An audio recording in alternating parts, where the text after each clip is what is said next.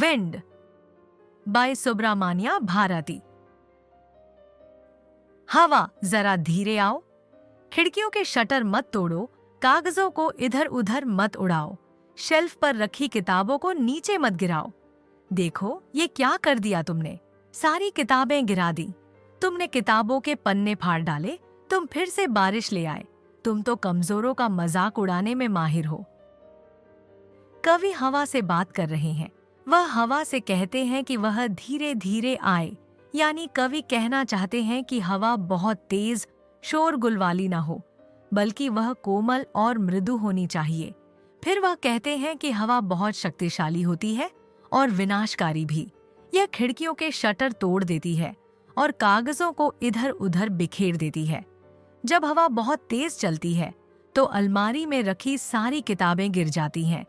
यहाँ कवि हवा की ताकत का वर्णन कर रहे हैं। इसके बाद वह हवा से कहते हैं कि वह खुद देखे कि उसने कितना नुकसान कर दिया है।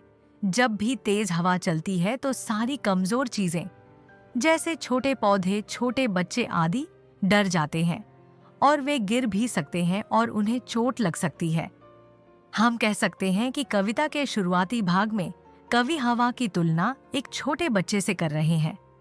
वे चाहते हैं कि वह ठीक उसी तरह शांत और धीरे आए जैसे कोई मासूम बच्चा आता है।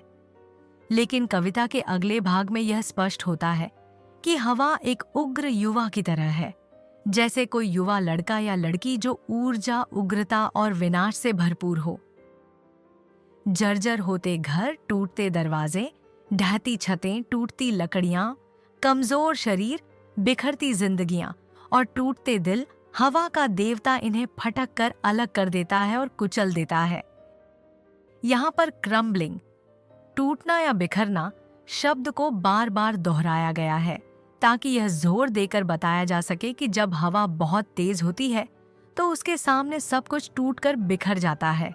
लेखक कहना चाहता है कि जब हवा बहुत शक्तिशाली होती है तो वह सब कुछ तोड़ देती है।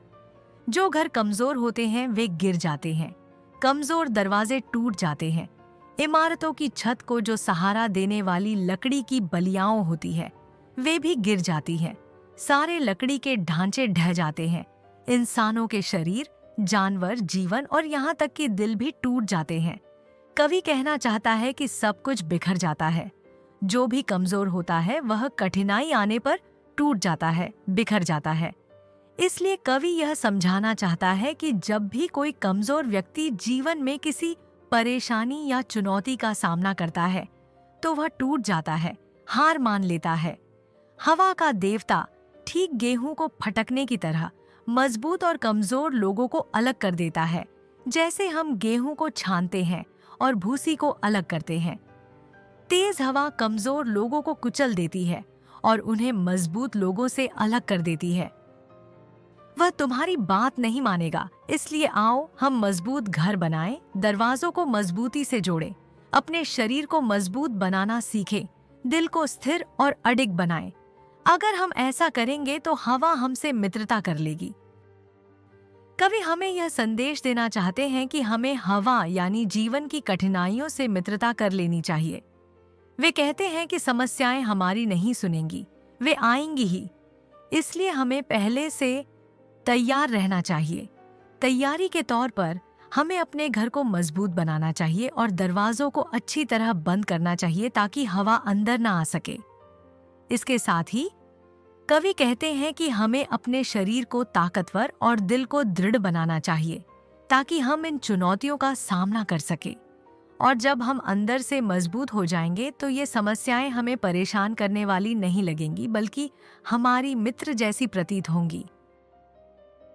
हवा कमजोर आग को बुझा देती है, लेकिन मजबूत आग को और अधिक भड़का देती है, उसे और अधिक फैलने में मदद करती है। हवा की दोस्ती अच्छी होती है, हम हर दिन उसकी प्रशंसा करते हैं। कवि ने हवा, पवन को एक ऊंचे स्थान पर रखा है। वह हवा की तुलना भगवान से करते हैं। उनका कहना है कि हवा भी भगवान की तरह है और हम रोज उसकी प्रशंसा करते हैं। कवि यह भी कहते हैं कि जो भी चीज कमजोर होती है वह तेज हवा के सामने टिक नहीं पाती और नष्ट हो जाती है, जबकि जो चीजें मजबूत होती हैं वे और भी निखरती हैं, मजबूत बनती हैं। इस कविता के माध्यम से कवि हमें एक बहुत ही महत्वपूर्ण संदेश दे रहे हैं कि हमें जीवन में आने वाली कठिनाइयों और समस्याओं से घबराना नहीं चाहिए। इसके बजाय हमें खुद को शारीरिक और मानसिक रूप से मजबूत बनाना चाहिए ताकि हम इन चुनौतियों का सामना कर सकें।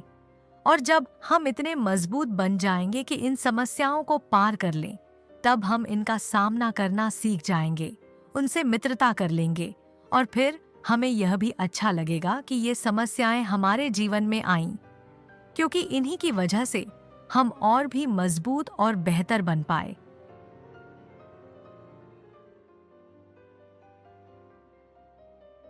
अगर आपको ये वीडियो पसंद आया तो एक लाइक ज़रूर करें और इसे अपने दोस्तों के साथ शेयर करें। कमेंट में बताएं कि आपको ये वीडियो कैसा लगा और इस चैनल को सब्सक्राइब करना ना भूलें।